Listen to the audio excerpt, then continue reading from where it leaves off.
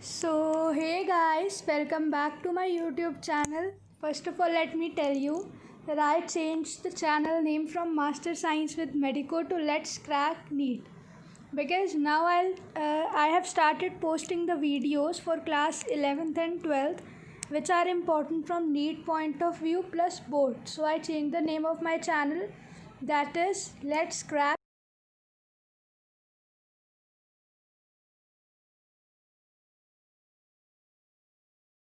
So, as we all know that in class 12 we have two parts of chemistry, part 1 and part 2. In the part 2, the first chapter is chapter number 10, that is haloalkanes and haloarenes, which is the starting of the organic chemistry. So, आज इस chapter को I'll be starting and we'll be moving forward with this. Okay, I hope you will understand this. मैं आप लोगों को ये बताऊँगी boards point of view से क्या इम्पोर्टेंट है और नीट के लिए क्या इम्पोर्टेंट है. Okay. So this will be, I hope, a very fine video for you all to understand. So let us see. Organic chemistry जो 12th क्लास की है वो स्टार्ट होती है चैप्टर नंबर 10 से, that is haloalkanes and haloarenes. Okay बेटा, so what you have to see is कि page by page we will be going. That's why I started this way to be explaining it to you. ठीक है, page by page पढ़ेंगे. सबसे पहले हमें पता होना चाहिए कि हमने इस चैप्टर में पढ़ना क्या है और चैप्टर के नाम का मतलब क्या है. ठीक है, सो इस चैप्टर में हमने ये चीज़ें पढ़नी है 1 2 3 4 5 6. फर्स्ट हम लोगों ने पढ़ना है हेलो अरीन्स और हेलो एल्केन्स की नेमिंग कैसे करेंगे आईयूपैक सिस्टम के अकॉर्डिंग. ठीक है, उनके स्ट्रक्चर के हिसाब से हम उनको कैसे नेमिंग करेंगे. सेकंड, हम लोगों ने रिएक्शंस पढ़नी है जो भी इन्वॉल्व होती हैं हेलो एल्केन्स और हेलो अरीन्स की प्रिपरेशन में. ओके बच्चे, सो थर्ड चीज़ क्या पढ़नी है, हम लोगों ने स्ट्रक्चर्स को कोरिलेट करना है हेलो एल्केन्स के और हेलो अरीन्स के with various type of reaction. मतलब काफ़ी सारे रिएक्शंस पढ़ेंगे, उनके जो स्ट्रक्चर्स होंगे will have to correlate them. Then next we have to study the stereochemistry. ये पार्ट काफ़ी बच्चों को मुश्किल लगता है.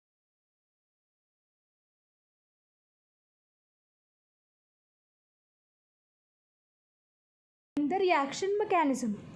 फिर उसके बाद वी हैव टू अप्रिशिएट. बेटा कोई भी चीज़ आप करोगे you appreciate that you are being able to do it. So इस चैप्टर में क्या अप्रिशिएशन करनी है, एप्लीकेशंस ऑफ ऑर्गेनोमेटालिक कंपाउंड्स. ठीक है, और लास्ट में वी विल बी हाईलाइटिंग कि इन पॉलीहैलोजन कंपाउंड का हमारे एनवायरनमेंट पर क्या क्या इफ़ेक्ट पड़ता है. ठीक है बच्चे, okay. So let us see now. I hope it is clear कि हम लोगों ने इस चैप्टर में पढ़ना क्या, क्योंकि पहले ऑब्जेक्टिव क्लियर नहीं होगा तो will not understand the chapter. So let us see. Okay, I hope this part is clear कि ऑब्जेक्टिव्स क्या क्या है हमारे इस चैप्टर को पढ़ने के. Okay, so let us see now. I will be telling you कि हर पेज से बोर्ड्स के लिए क्या इंपॉर्टेंट है. देखो बच्चों, ये है पहला पेज हम लोगों का जिसमें हमें थोड़ा सा इंट्रोडक्शन दिया है हेलो एल्केन्स और हेलो अरीन्स के बारे में. इसमें एक तो आप लोगों को पहली 4 लाइनें बहुत अच्छे से रीड करनी है. ठीक है, कैसे, I will be telling you. See, सबसे पहले पढ़ना कि हम करेंगे क्या. हाइड्रोजन एटम को I am sorry, just wait.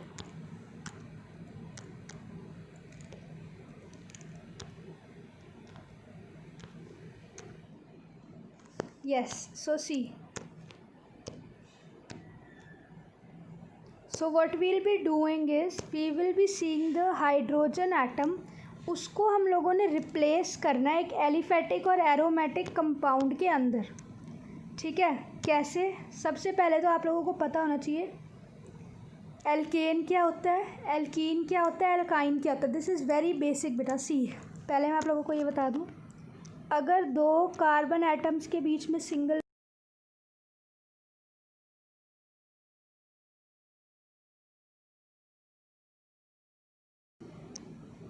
दो कार्बन एटम्स के बीच सिंगल बॉन्ड है तो इसको हम लोग बोलेंगे एल्केन. अगर 2 कार्बन एटम्स के बीच डबल बॉन्ड है तो इसको हम लोग बोलेंगे एल्कीन. ठीक है, और अगर 2 कार्बन एटम्स के बीच ट्रिपल बॉन्ड है ऐसे इसको बोलेंगे alkyne. First of all of you should be clear with this कि अगर दो कार्बन एटम्स के बीच सिंगल बॉन्ड है, ऐसे सिंगल बॉन्ड है तो इसको बोलेंगे एल्केन, डबल बॉन्ड है तो इसको बोलेंगे एल्कीन, ट्रिपल बॉन्ड है तो इसको बोलेंगे एल्काइन। क्लियर? सबसे पहले ये चीज़ पता होनी, क्योंकि चैप्टर में हेलो एल्केन है ना, तो एल्केन का मतलब पता होना चाहिए कि सिंगल बॉन्ड होएगा। ठीक है, उसके बाद हेलो का मतलब होएगा हमारा हेलोजन ग्रुप। हेलोजन ग्रुप क्या इंक्लूड करता है? लेट अस सी हेलोजन ग्रुप में क्या क्या चीज़ें आती हैं। ठीक है, ओके, सो ये है हमारा हेलोजन ग्रुप।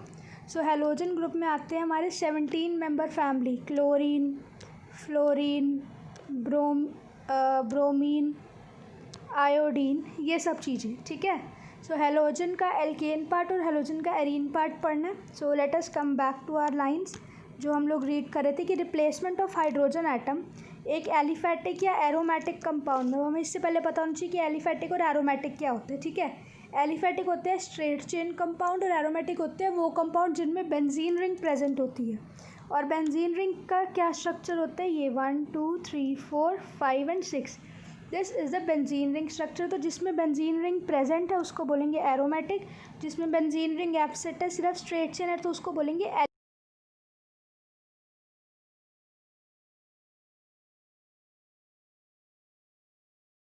एरोमेटिक। हाइड्रोकार्बन के अंदर, हाइड्रोकार्बन का मतलब पता होगा, कुछ भी स्ट्रक्चर, मीथेन, इथेन, इस टाइप से। ठीक है, किससे रिप्लेस करेंगे? हेलोजन आइटम से। मतलब किसी भी एक हाइड्रोकार्बन के अंदर हाइड्रोजन को रिप्लेस करेंगे किस चीज़ से? Halogen atoms. अभी मैंने आप लोगों को बताया कि हेलोजन एटम्स क्या होते हैं? Bromine, chlorine, iodine. ठीक है, तो इससे हेलोजन एटम से।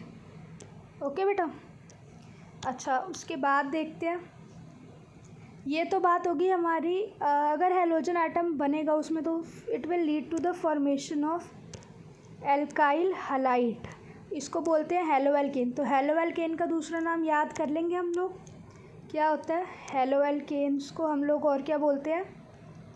You will have to write all the things जो कि मैं इसमें लिख रही हूँ। हेलो एल्केन्स को बोलते हैं एल्काइल हलाइड्स, HALIDES। ओके, और इसी तरह से हम लोग हेलो अरीन को बोलते हैं बेटा अराइल हलाइड। देखो, हेलो अरीन को बोलते हैं अराइल हलाइड, तो ये चीज़ भी लिख लेंगे।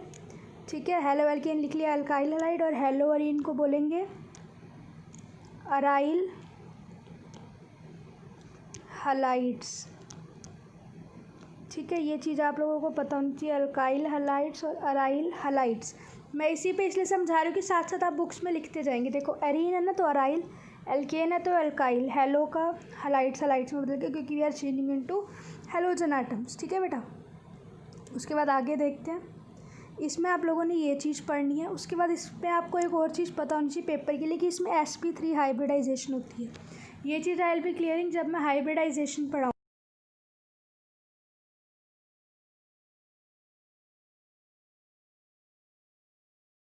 एल्केन्स में होती है sp2 sp3 और हेलो अरीन्स में होती है sp2। ये चीज़ आपको पता होनी चाहिए। उसके बाद आपने इस पेज के अंदर क्या देखना है, लेट्स सी। हाँ जी, उसके बाद आप लोगों ने यहाँ पे आ जाना है। इस पेज पे कुछ ज़्यादा इंपॉर्टेंट नहीं, सिर्फ बेसिक है जो कि क्लियर होना चाहिए। ये चीज़ आप लोगों ने लिखनी है, कार्बन के बीच में सिंगल बॉन्ड, डबल बॉन्ड। ठीक है, ओके। उसके बाद आप लोगों को ये चीज़ देखनी है कि जैसे क्लोरा एम्फेनिकॉल, ये एक एंटीबायोटिक का नाम है, दिस इज़ इम्पॉर्टेंट। ठीक है, इसको कब यूज़ करते हैं? जब टाइफाइड हो जाता है। तो आप डॉक्टर बनने वाले हो, सो ये बेसिक चीज़ें आप लोगों को लर्न करनी पड़ेंगी। ऑल्दो बोर्ड्स में नहीं पूछा जाएगा, लेकिन नीट में पूछा जा सकता है कि टाइफाइड फीवर के लिए what we use is chloramphenicol. Okay, then हमें पता है कि हमारी बॉडी आयोडीन प्रोड्यूस करती है जिसके अंदर हार्मोन प्रेजेंट होता है थायरॉक्सिन। ठीक है, और उसकी अगर डेफिशिएंसी हो जाए तो it will cause goitre, right, goitre cause कर देगा ये। ठीक है, उसके बाद आते हैं बेटा क्लोराक्विन पे। क्लोराक्विन किसके लिए यूज़ होती है? मलेरिया। तो टाइफाइड, मलेरिया पता होना चाहिए। टाइफाइड के लिए वी यूज़ क्लोरा एम्फेनिकॉल, और मलेरिया के लिए वी विल बी यूजिंग क्लोराक्विन या क्लोरोक्विन। ठीक है, दीज आर इम्पॉर्टेंट। उसके बाद एक बहुत इम्पॉर्टेंट चीज़ है कि halothane is used as an anaesthetic during surgery. मतलब सर्जरी के दौरान एनेस्थीसिया यूज़ करते हैं पेशेंट को बेहोश करने के लिए, ठीक है। उस टाइम हम ये क्या यूज़ करेंगे, हेलोथेन।